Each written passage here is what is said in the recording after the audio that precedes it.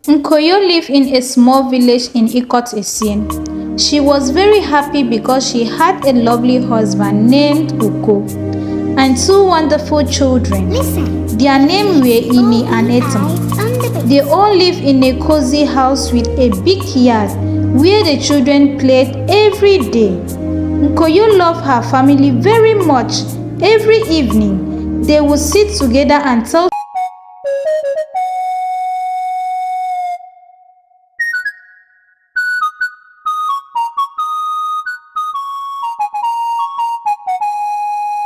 stories. Nkoyo would cook delicious meals and they would laugh and talk about their day. Nkoyo family was kind and helpful. They had many friends in the village. Uko worked in the fields and Nkoyo took care of house and the children. They were very happy and always helped others. One day, Uko said, Nkoyo, my sister Eme is coming to stay with us for a while. She needs our help. Nkoyo smiled and said, Of course, she is welcome. Our home is our home. The children were excited to meet their aunt Eme. They hoped she would tell them fun stories and play with them. Nkoyo was happy to help her sister-in-law. She wanted everyone to feel loved and safe in their home. The day Eme arrived, the sun was shining bright. Nkoyo and the children waited outside to welcome her. When Eme stepped out of the car, Nkoyo hugged her and said, Welcome, Eme. We are so happy to have you here. Eme smiled, but her smile did not reach her eyes. She looked around and said, Thank you, Nkoyo. It's nice to be here. The children ran to Eme and hugged her. Auntie Eme, will you play with us? Eme asked. Eme nodded and said, Yes, of course. I will play with you later. Nkoyo showed Eme to her room. This is your room, Eme. I hope you will be comfortable here. Eme looked around and said, Thank you, Nkoyo. It's very nice. As days passed, Nkoyo noticed that Eme didn't talk much. She spent most of her time alone in her room. At night, Nkoyo sometimes heard Eme whispering to herself. Nkoyo thought Eme might be sad or worried about something. She decided to give Eme some time to feel better. But strange things began to happen in the house. Sometimes, Nkoyo felt a cold breeze even when the windows were closed. The children started having bad dreams and would wake up crying.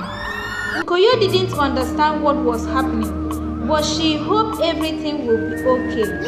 Nkoyo woke up early one morning to start her daily chores. As she walked into the kitchen, she noticed something strange.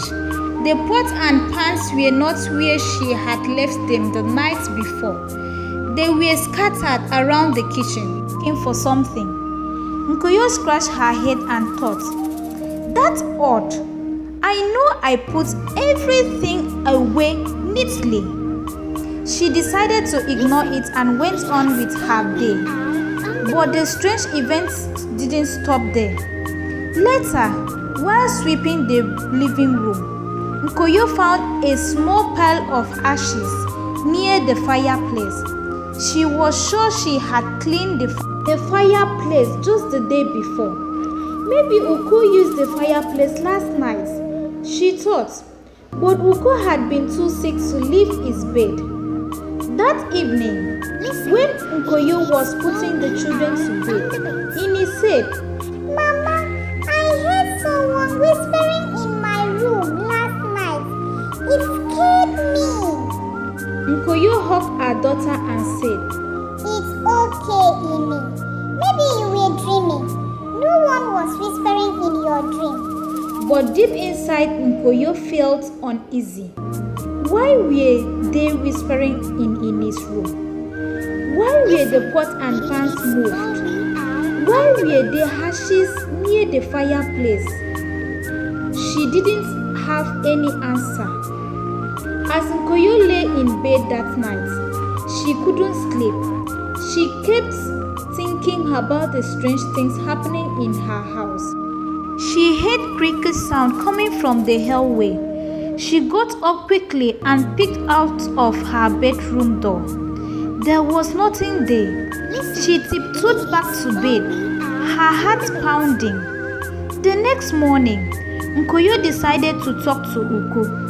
Uku, have you noticed anything strange in the house?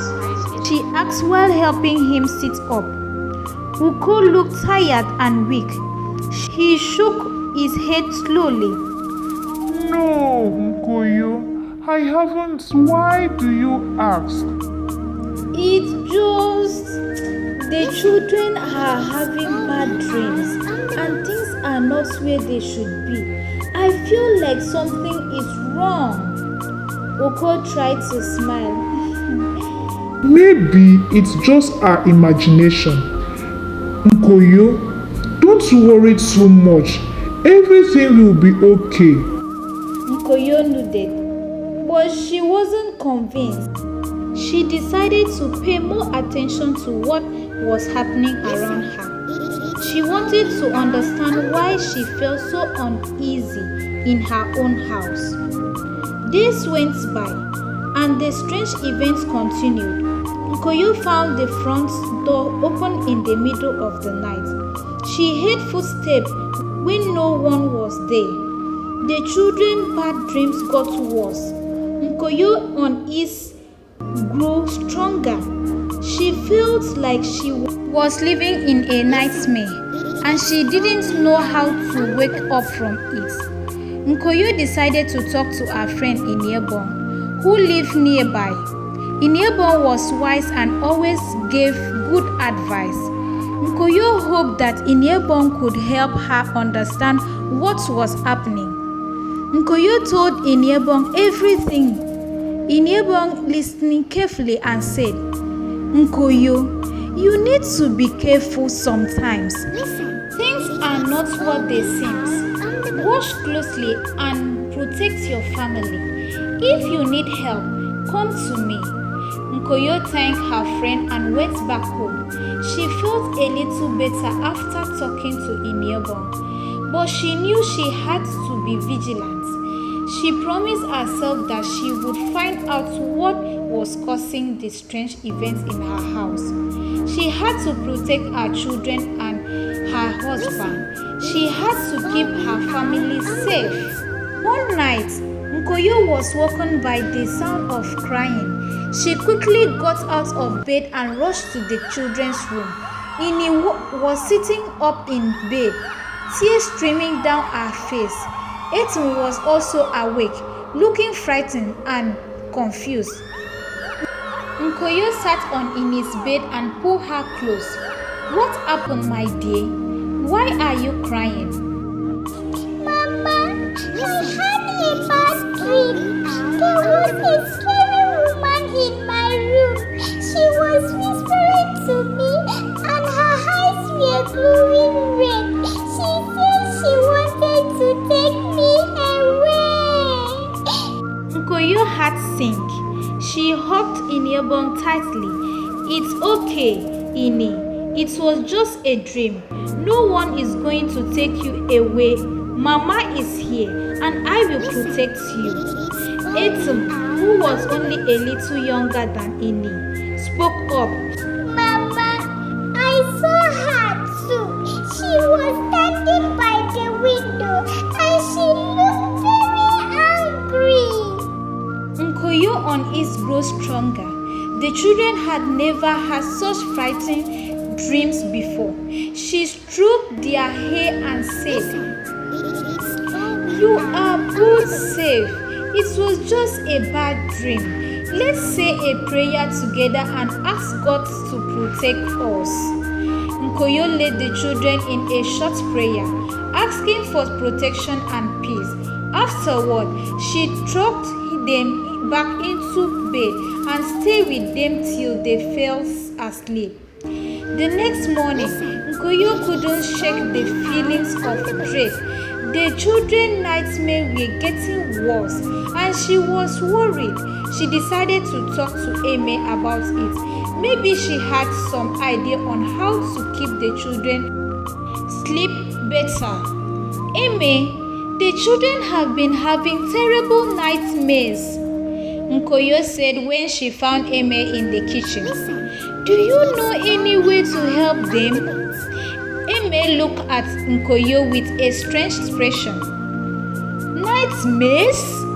What unfortunate. Maybe they have been watching scary things or hearing scary stories. Nkoyo shook her head. No, we are careful about what they see and hear. Their nightmares are different. They are very scary and seems very real. Children have active imagination, Nkoyo. Just keep comforting them and they will be fine. Nkoyo thanked Amy but felt dissatisfied with her answer. The nightmare seems too real and too fluent to be just the product of active imagination. That night, Nkoyo decided to stay awake and keep watch over the children. She sat quietly in a chair outside their room, listening to any sign of distress. Around midnight, she heard it again, a faint whispering sound coming from the children's room. Nkoyo's heart raced as she slowly opened the door. She saw Ini tossing and turning in her sleep, mumbling something. Nkoyo approached the bed gently and shook Ini awake. Ini woke up with a start and clung to Nkoyo. Mama, she was here again. The scary woman was whispering to me. Nkoyo's fear turned to determination. She needed to protect her children and find out what was causing this nightmare. She decided to talk to the village elders the next day. They were wise and might have answers.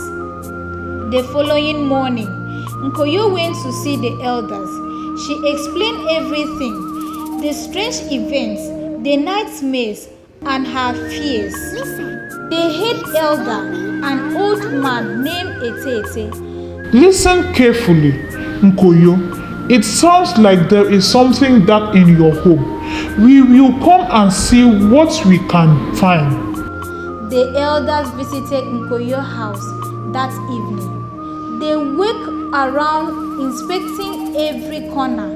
They chanted prayers and sprinkled holy water in each room. When they reached the children's room, there is a dark presence here, Etete said. We must be very careful.